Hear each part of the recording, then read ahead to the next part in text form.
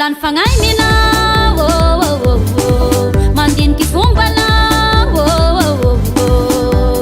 sheriko e raha taonao halako e efa manambaly ka efaligny hampirafy mamiko e raha taonao tsy zakako e zao to mijaly ka ihafagny tompombaly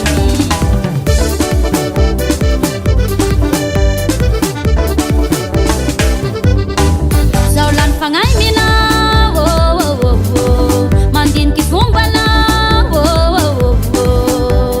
sheriko e raha taonao halako e efa manambaly ka efaligny hampirafy mamiko e raha taonao tsy zakako e zao to mijaly ka ihafagny tompombaly iha olo fa managny fiaignanako zaro tambezina